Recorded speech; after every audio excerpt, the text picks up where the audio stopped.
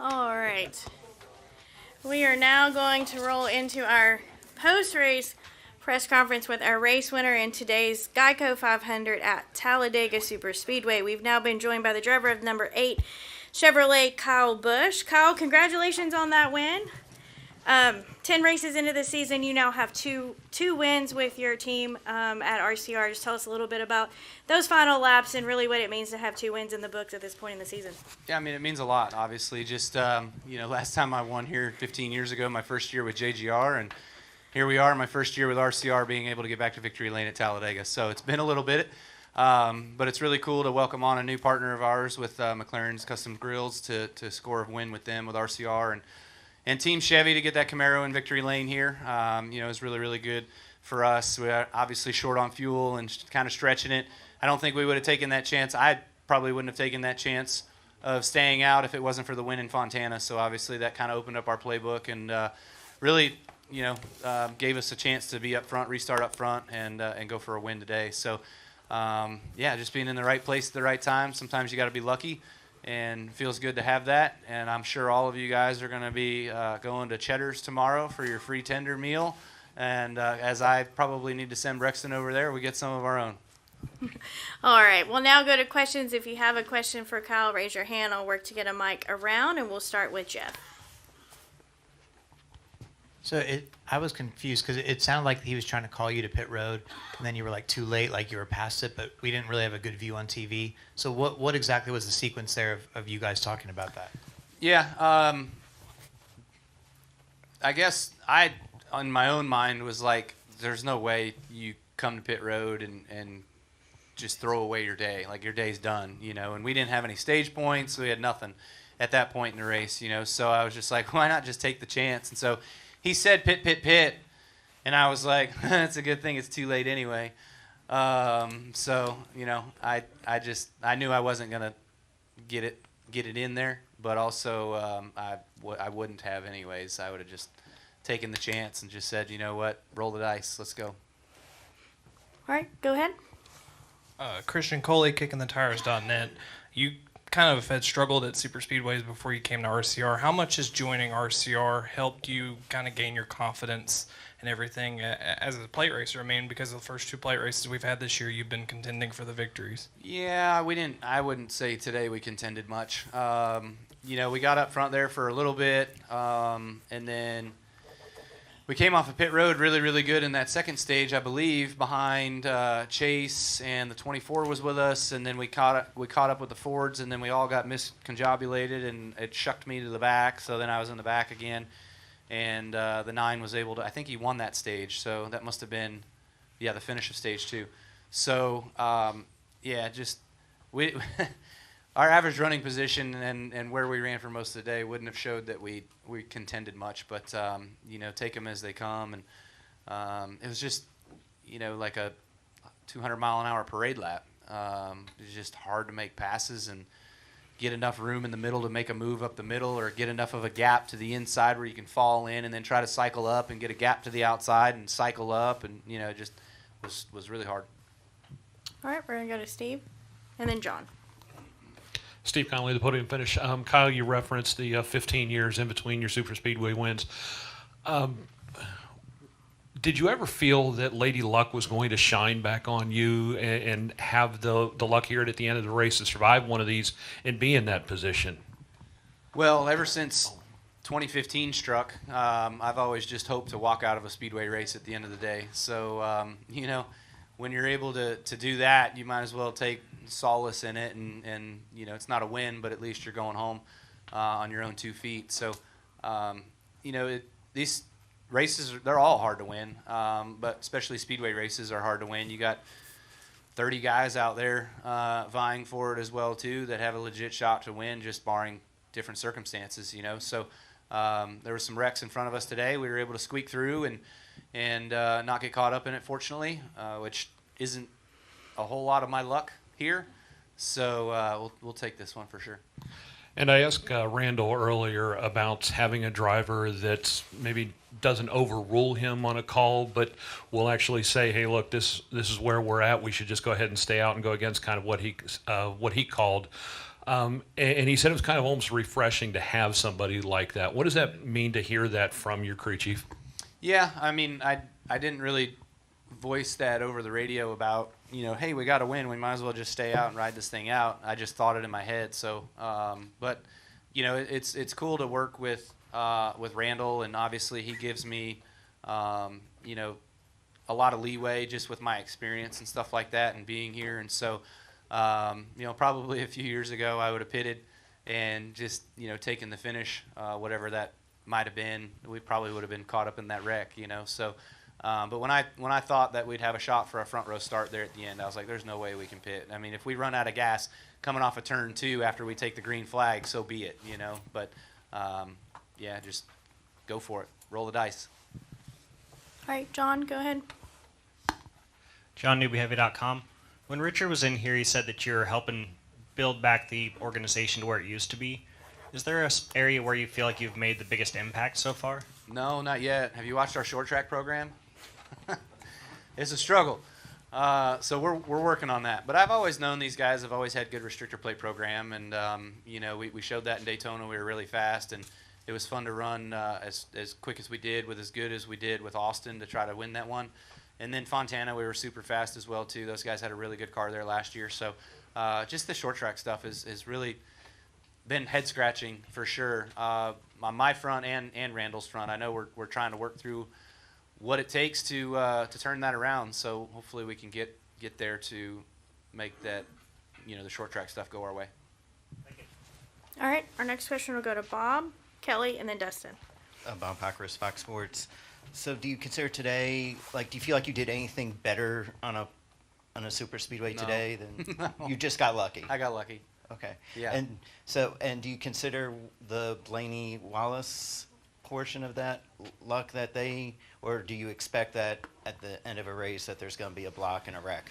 Well, so Bubba was pushing me on the restart. He had me squirreled up a little bit down the backstretch, and then we got separated from each other, and then he went back to grab whoever was behind him and brought the momentum back forward. I got out a little too far, and then off of 4, Bubba was coming with a head of steam, and I could have turned up to get in front of him and try to block it, but I'm like, I'm going to get wrecked. My stuff would not take pushes anyways, and so I was not going to put myself in a spot where I was going to try to take one. So I just let those guys go by and just say, you know what, we'll sort it out down the backstretch and see what happens.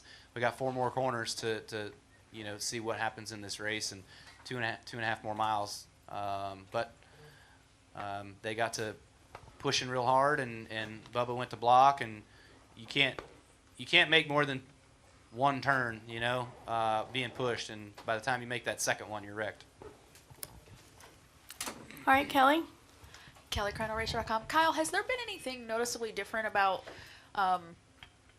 super speedway races when it comes to now being in the Chevy camp? Obviously, there's more strength in numbers, which you didn't have at Toyota. Has there been anything noticeable to you and just how the teamwork is, or when it comes to these races of compared to what you had for so many years? Yeah, we've talked a lot about that, and we've actually worked through some of that stuff. The key partner group had our meeting and stuff on trying to have our 8 guys align and be a part of the deal together. And there was a couple moments today where that really helped, just being able to get down to the bottom, having those guys kind of build a gap so you can get in line before you come to pit road. I thought our pit road execution today was really, really good.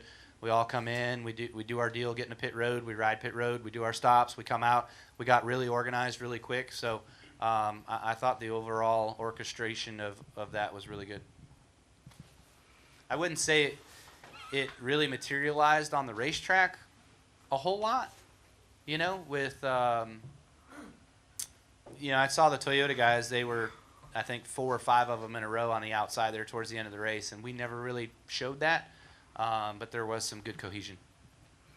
All right, Dustin. Dustin Long, NBC Sports. Kyle, 8 months ago at Watkins Glen, you opened up about how it had been such a hard as hell year at that point. And I think about where you were then to where you are now, 2 wins with a new organization, having the success. I'm curious, what's it like to be Kyle Busch? What's your mindset now? And how did you get from, I'm not going to, maybe you'll tell me it's a dark place, but a darker place to this point? Because in one sense, it's probably been a long time, but in another sense, 8 months is a very short period of time. Yeah, just having a good, strong support system. Obviously, Samantha and Brexton, my family first, but then from there, having a great bunch of guys that I'm surrounded by. That when Richard made comment to Randall about there being a chance that I come over there, he was really pumped up about it, and he was really excited about it, and Petrie was as well too. I remember Petrie blowing me up for a couple weeks on phone calls and stuff. So they didn't think that Kyle Busch was washed up or anything like that, and so it was really a breath of fresh air to get over there and get to work. And it's, trust me, I've probably worked harder in this year than I have in the last 4. Just because of feeling like it's my duty, it's my service to them to give them everything that I've got, absolutely everything that I've got, for them sticking their neck out for me at RCR. So, we're working really hard in a lot of areas. I keep pushing these guys on some stuff, and I hope that it'll continue to get better as we progress through the year. I think next week is another big test for us as the RCR group, statistically speaking, at Dover was horrendous a year ago. So hopefully we can turn that around. And also, obviously, what you've done in your career, can't be questioned, and you're among the greats. There's no doubt about that. But I'm sure every driver has ego or even self-doubt to some degree. So to be able to get 2 wins so relatively quickly, even though you are Kyle Busch, how important is that to come out of the gate like that? Or what does it mean to you to be able to have done this as opposed to get your 2 wins at race 25 and 26 or something, have to fight through it? Yeah, right. No, I mean, trust me, I think I said it in Fontana, I'll say it again, the more wins you can get, the earlier you can get them, the better your season's going to go, and the points build up is obviously what you strive for, Winning races in the playoffs obviously moves you through automatically to the next round, so that's a good plus. You get to carry those points that late in the year as well too, but I've always looked at having strong starts to seasons, and that kind of solidifying your base for the remainder of your season. So anytime you get to around, somebody told me this years ago, a long time ago, anytime you get to about Charlotte, Coke 600, from there to the end of the regular season, like points fluctuation, you might 1 or 2 spots, barring something stupid happening, 3 blown up motors in a row will hurt that. But other than that, just the cycle of racing naturally you'll end up about the same spot. So I always like to be having a good, strong start to build that foundation. All right, I believe we had 2 questions in the back. Go here in the middle right here, and then there was one in the back. Yep. Go ahead. You go Jared first. Haas with FrontStretch.com. It seems like this new next-gen type of racing kind of more preaches patience instead of more the aggressive style. Do you think this kind of suits you more with the more mature Kyle Busch compared to the older Kyle Busch? And how does what this number Kyle are we talking about? We're talking about 2008-18 Kyle Busch. And how does that compare and contrast to other styles, other generation of cars that you've raced? Yeah, I mean, this style is by far a lot of patience, which I don't think the consensus within the garage area with the drivers is that we enjoy it very much. You'd like to have some areas of opportunities to where you can make some moves and cycle yourself around a little bit. But man, when you ride around there in parade formation for tens of laps at a time, it gets a bit frustrating, and that you can do better than that, but you pull out of line and try to make something happen, and you just hit a block wall of air and you go backwards, So everybody's just the same. Like, it's just so equal.